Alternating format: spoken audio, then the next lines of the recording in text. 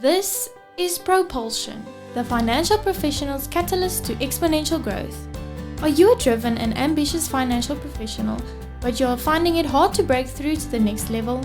Or are you struggling to build and run your practice successfully?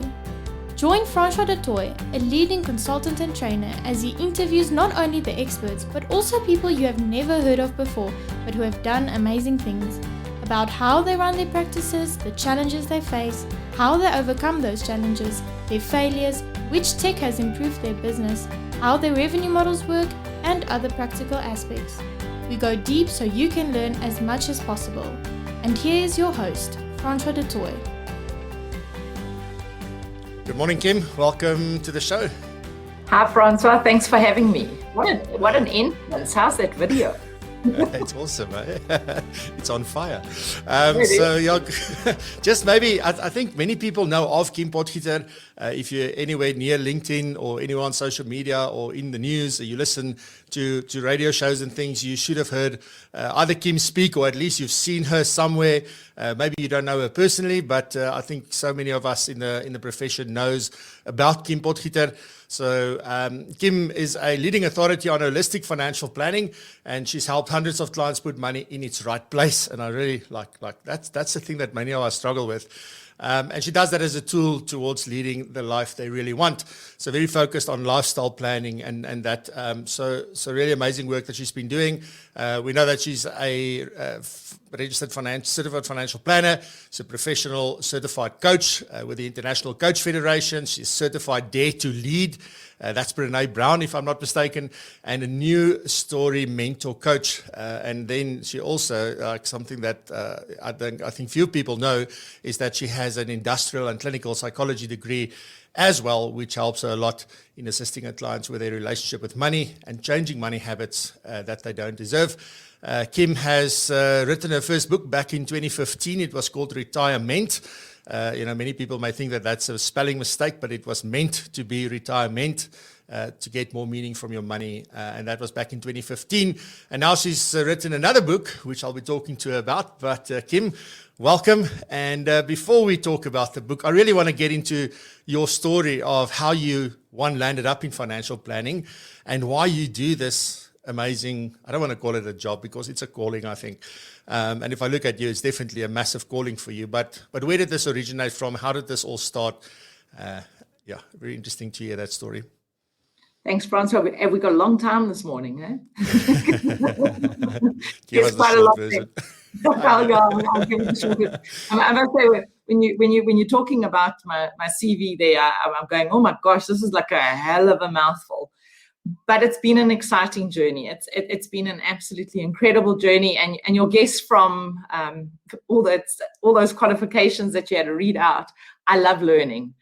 And my big thing is I love learning. And when I love learning, I love sharing it. I'm not one of these people that learn for the sake of it. I just want to share it. And hence where the books come in. It's me sharing for myself, everything I've learned for this industry. Again, what you said is so true. This is not a job for me. Every single day that I wake up, I do believe I earn a paycheck. I love what I do, and I just happen to get paid for it. And I like to encourage people to think like that. Where did it all come from? I think, it was a second career that I came into at the age of 37.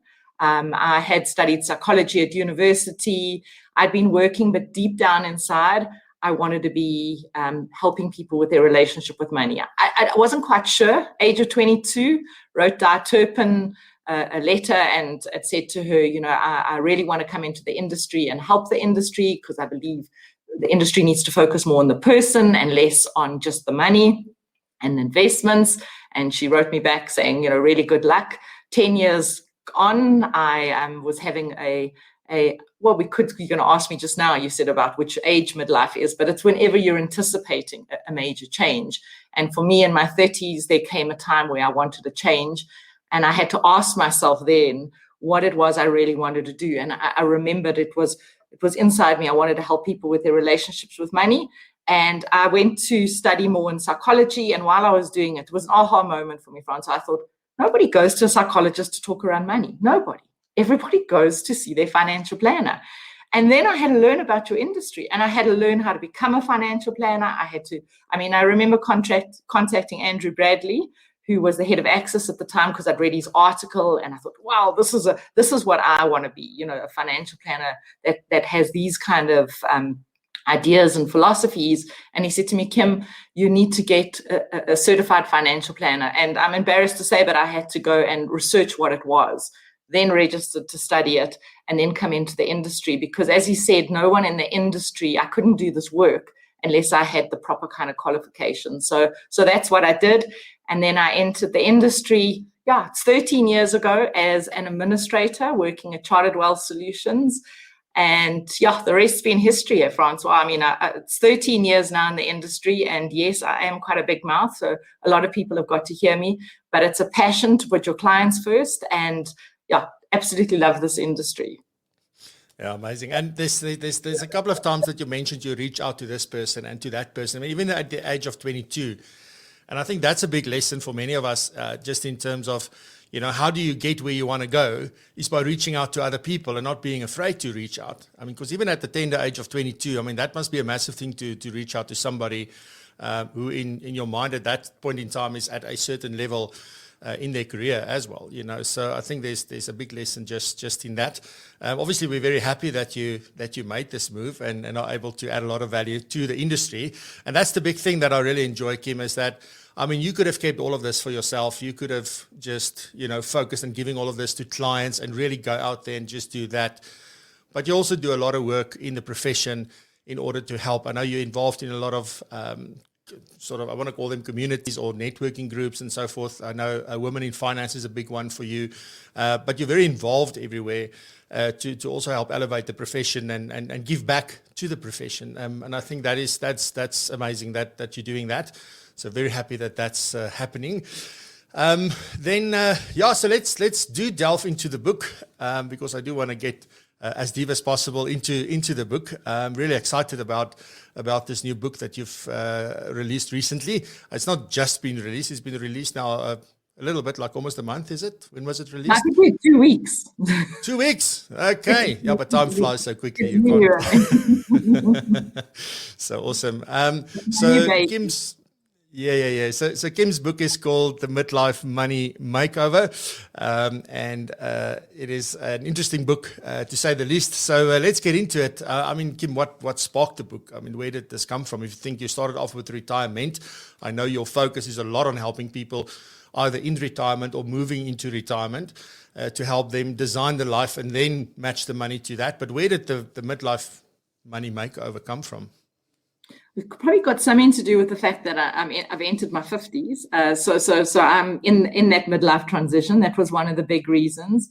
But Francois, it also was because when I'm working with people in retirement, and it is what I do every day, help people near at and in retirement. But the advice that they keep giving me is, Kim, if only someone had spoken to me about this when I was younger, if only I'd done this when I was younger.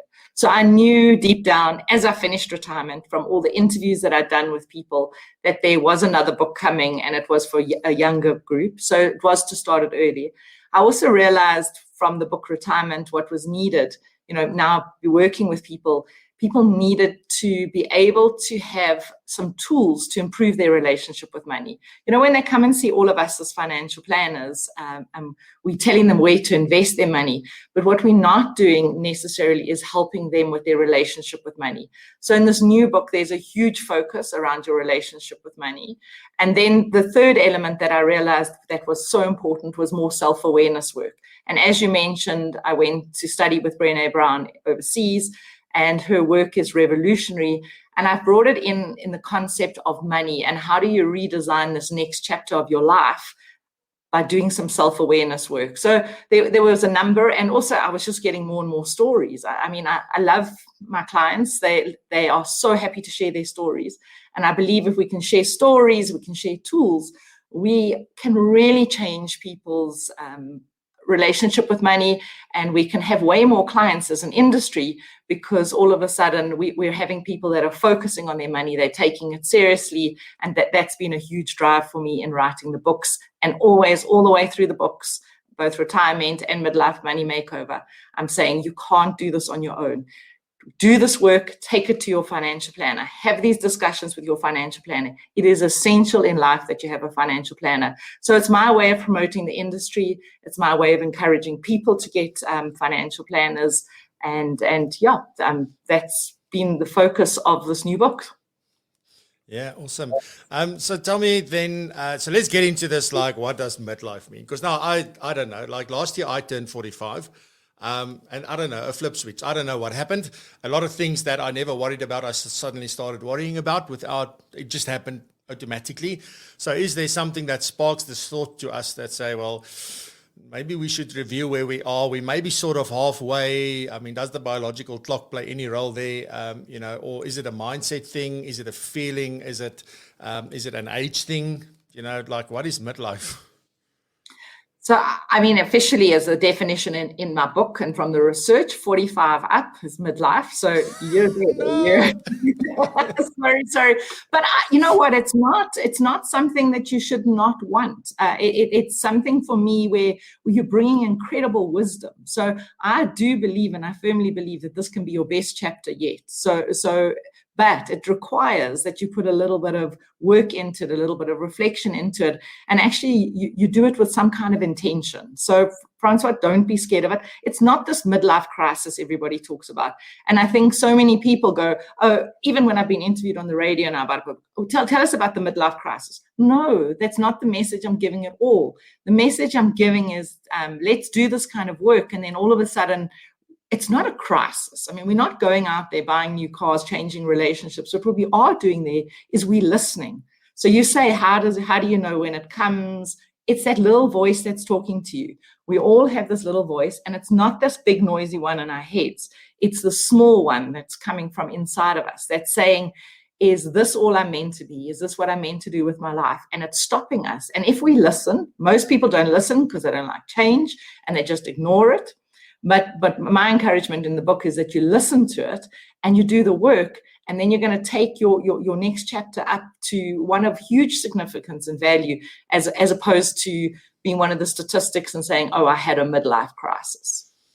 Yeah, I think we inexplicitly link the word crisis to midlife because that's how we always hear it.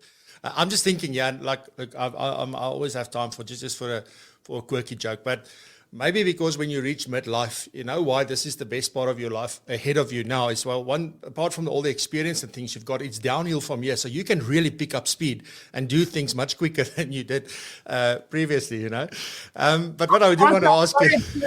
I've got to disagree with you quickly, because for me, what it is, not downhill. Well, for me, what it is you've accumulated all of this knowledge. You've actually dropped a whole lot of the things that you worry about that you now realize that is not that important, and now you can make much better decisions a lot faster if you open and your mindset's right, because you're actually cleverer. Yeah, absolutely. So you have momentum. That's what you have. All right. So what do most people struggle with when it comes to midlife? Once you realize that, maybe there's, like, as you say, it's actually a little voice. So it's a feeling. It's becoming aware that, you know what, somewhere I'm now in a different place. And for some people, that's very like, oh, what's going on? For other people, it's amazing, but what do you find that when it comes to midlife, what do most people then struggle with when they realize that they decide that they're there? Well, Francois, I think the first thing is that we don't like change. We as people do not like change. So when something like this happens, it's much easier to dig our head in the sand and ignore that there's change happening. So I think that's the number one. The number two is people don't really want to go into their mindset. And it is completely a mindset. So, earlier we were hearing in the wellness section, your thoughts, okay, your thoughts going on in your head. And when you getting into midlife, you go, oh my gosh, I'm getting into midlife. I absolutely hate this. I don't want to be there. So if you're doing that, then you're going to have a negative anticipation of this. Whereas if you're doing it, where I'm in midlife and I want to make sure that the next chapter I'm not disappointed and I get to live my life to its fullest, then all of a sudden that completely changes. So mindset, huge. And I think just absolutely the acceptance that change is happening, not to fight it, to go with it, and actually put the intention into it being what you want it to be. Yeah, I just want to add, that was just a quirky joke that I made about the downhill thing. I know it's not like that. I just want to add that people don't always get my humor. So just if somebody was listening and thinking, "Oh, Francois, you're such a negative person," that's not the point. So what are the opportunities presented? So that's what we started. I think you've alluded to some of this, but what are the biggest opportunity, in being in midlife or reaching midlife, and then also like, if somebody has been in this position, and they've been there for quite a long time, but they haven't really done anything about it because they thought like they don't know what's going on, they don't know why they feel like they feel. Is there a point where, like, should this happen in midlife, or if you've moved past midlife, is this too late? So what are the opportunities presented here, and that people should just grab with both hands? So you definitely, it's never too late. I get these questions all the time from people who come in even to discuss their retirements, and they say, it's too late now. I haven't looked after my investments. I haven't done what I'm meant to do. And I always say, it's never too late. It's way better to still get a plan in place. So if you, at any stage, you can still get your plan. It might just be a very different plan to somebody that's been planning for a lot longer. So, and also, I've had some really great feedback about the book, people who've read it in their 20s and people who are reading it in their 70s and saying, but Kim, it absolutely applies to me. I think the big thing in this book, I've called it midlife, but it's about change. How do I make the changes I want to have the life that I really want to be leading? And so, yes, I don't think there's any age specific in it. I think you just need to have that mindset that you're looking for the change. And Francois, a lot of it is where people don't realize that money is the enabler. So that's why in the book, the life and the money part are so interconnected, because what I'm trying to tell people is money is your enabler. Make sure you're looking after it. Otherwise, there's so much that you're not going to be able to do because you haven't got a proper plan in place for your money that's going to give you the freedom to do the things that you really want to do in this midlife of your in life. Yeah. So let's get a little bit practical, Kim, because like when you have to go through this change, I know that the book's the sub headline sort of talks about an easy to follow process, and there's a 4-step process that sort of you outline in the book of where to start and how you actually go through this midlife money makeover. So can we talk a little bit about just what are those 4 steps? Because I like what you have called them. It's quite awesome. I like the play on the play buttons and all of that. So talk us a little bit through that, and then we'll just delve in a little bit. So just what are the 4 steps, and then I'll get into what each of them actually entail.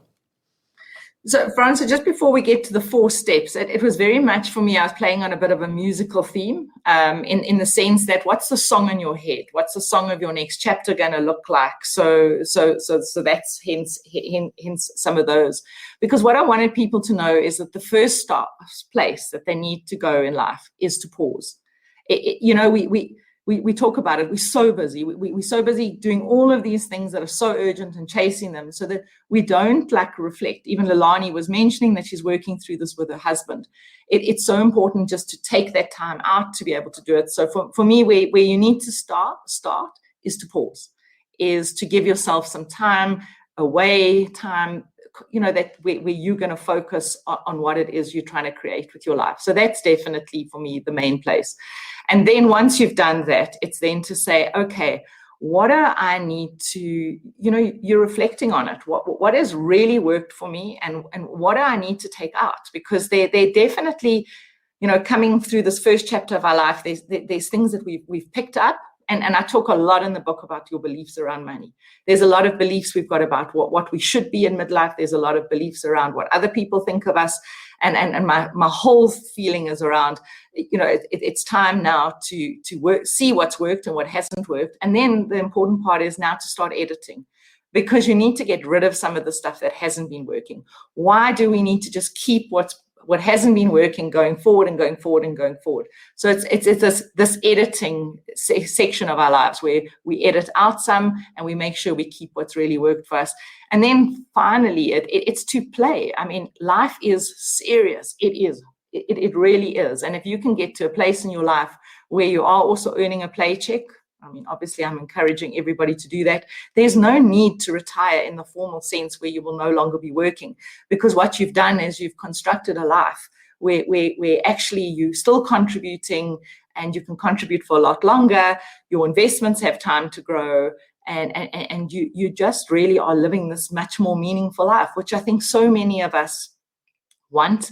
And I think COVID has been a wake-up call for us, where we're saying, let's stop worrying about this instant gratification, getting what we want right now. Let's put the planning in place, and let's do the work so that this next chapter can be the best one yet. Yeah, I love the play check. I don't know if people caught that, a play check. Well, that I actually learned from Mitch Anthony, Francis. So you talk about people. He was one of the people, the people who've heard my story before. How I brought life planning into Chartered Wealth Solutions was going and spending a week with Mitch in the States, where he taught me. I've had the most incredible journey where people have been so generous at teaching me. And I think that's why, for me, also important with the books and talking as much as I can is I have it inside me that because people have been so generous with me, that I want to share this with our industry, because together, and shows like what you're doing, and amazing work that people are doing, this is what's taking our industry forward as a professional industry. It's what's taking us to the next level. So yeah, it's just a wonderful opportunity to be able to share via books as well. Yeah, definitely. And this is something that, thinking about it, this is a book that will be evergreen. It's not a book that are based on current events this is things that you'll be able to use. If somebody picks this up 50 years from now, it's going to be extremely valuable to them, in my opinion. So was that sort of one of the main drivers as well, to make sure that this will be an everlasting book? Was that part of the process? I can't say I thought of it exactly like that, but what I was putting in the book are all the difficult conversations that we can't ever have. If I can tell you the number of people that come in and tell me how money is just one of those topics that nobody will talk to you about, that they feel so awkward talking about it, and it's as if it makes you feel totally naked when you're talking about your money. You go to that most vulnerable place, because people have a lot of shame when it comes to whether they've got a lot, whether they haven't got a lot. So I really put in the book conversations around what you could have with your partner, what you could be having with yourself, what you should be having with your financial planner that you might feel awkward having. And so for me, that was really a big driver in the book, was courageous conversations that you can't really have. I'm now giving you full permission to have them, because it's there. And once you've had them with yourself, you're much more inclined to be able to feel like you can have it with somebody else.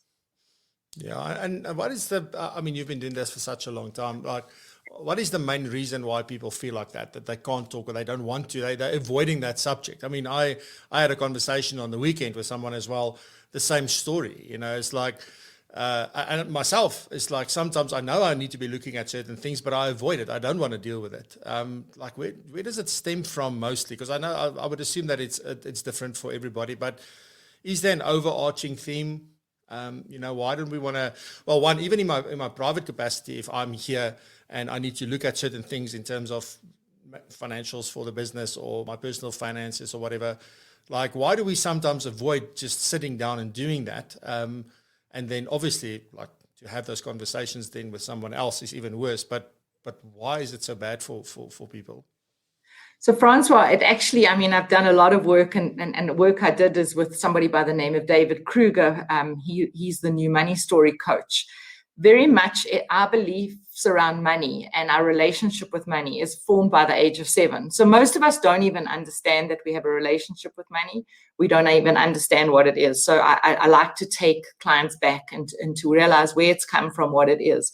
Because we've been taught. So you're saying, why don't we like to talk about it? We're taught by our parents. We're taught about people around us, like money's a taboo topic. Don't talk about money. People who've got any class don't talk about money.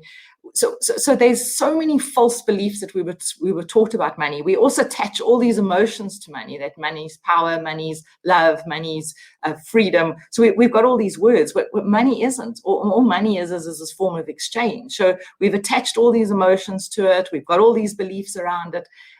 And actually what we've done is we've made it become a huger thing in our life, because we're not dealing with it, we're not talking about it, it grows and grows and grows. And then we've got these bad relationships and these bad habits that we're doing around our money. So for me, it's to have those conversations, to dispel all of that, because in real terms, I think also, maybe as an industry, or maybe as in the financial world, people think of it, oh, that's the thing that's so complicated, I can't do it, I don't understand it.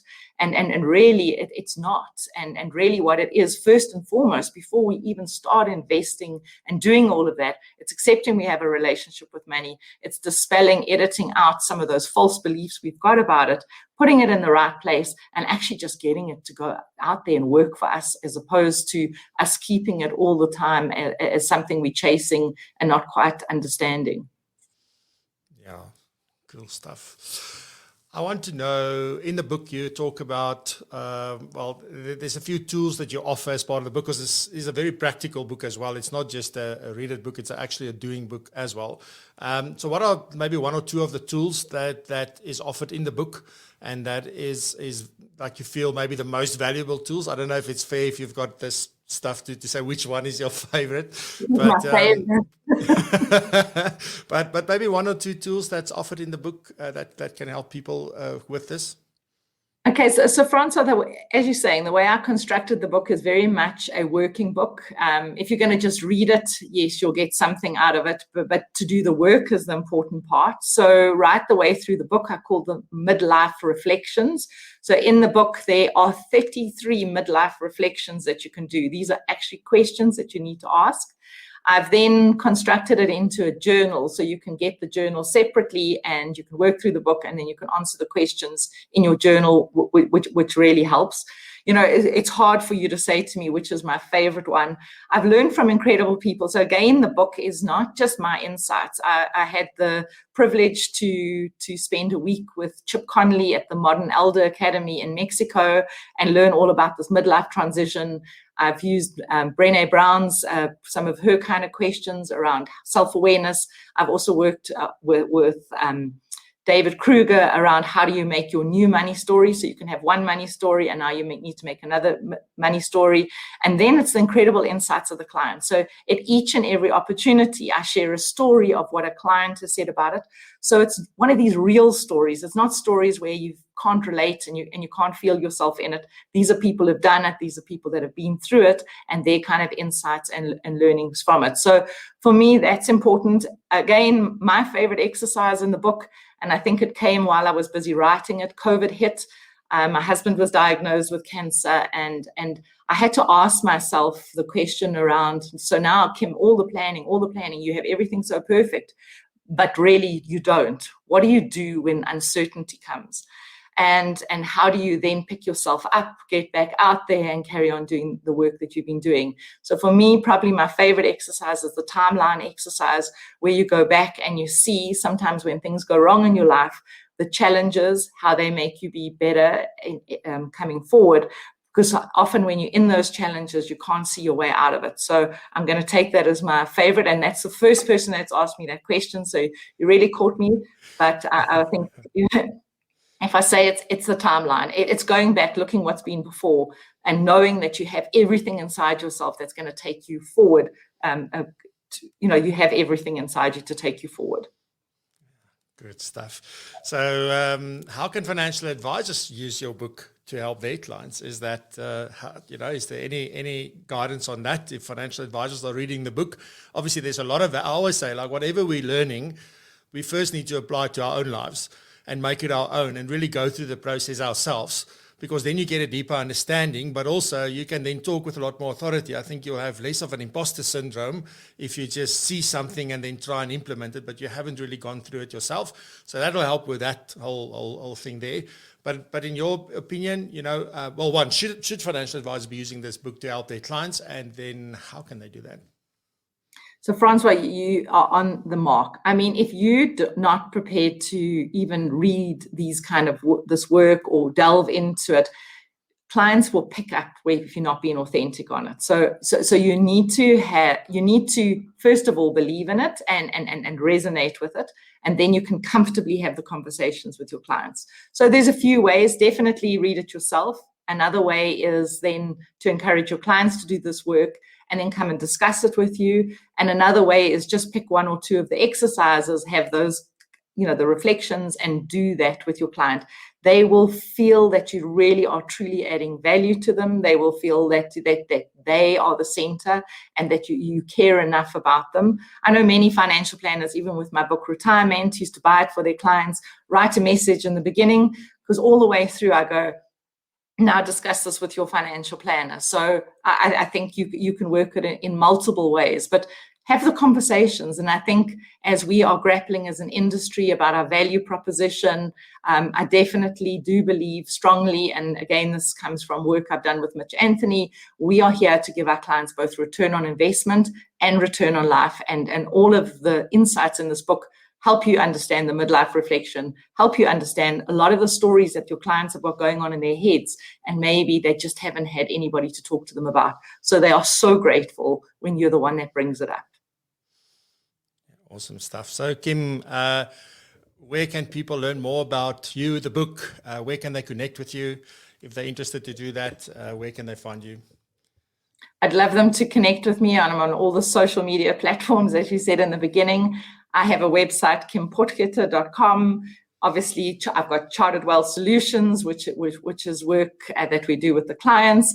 And then if you want to get the book, I've got an online store on my website where you can buy it, as well as all good bookstores, Amazon. I've had brilliant publishers. Media24 have been incredible publishers. They've managed to really get the book out there. And if anybody wants to know more about the book, on Tuesday night, I'm doing a launch, which it's an online launch because we can't have face-to-face launches. I'm having an online one, which you can book for on my website as well, and then come and learn more about the book. Awesome. I love it. So, Kim, thank you very much. I hope that people are going to go out and get the book. You can also, I think, get it on Amazon as in the Kindle version. Is it available in Kindle? Yes, it's in Kindle as well. For anybody overseas, I mean, that's the best option to get it on Kindle. And I'm still, maybe it's because of my age, but I absolutely love holding my book, if I'm here in South Africa. And the journals are available off my website if you want to work through it with the journal and the book. Yeah, awesome stuff. Kim, thank you so much for your time this morning. I really appreciate it. I hope you had fun and that it was a good conversation as much as it was for me. So best of luck, and hope to see you somewhere in person soon. I look forward to it. Thank you for listening to PROpulsion. If you found this episode valuable, please subscribe and leave us a review on iTunes or your favorite podcasting platform. This will help us tremendously. For more about PROpulsion and other valuable information, please visit our website at propulsion.co.za.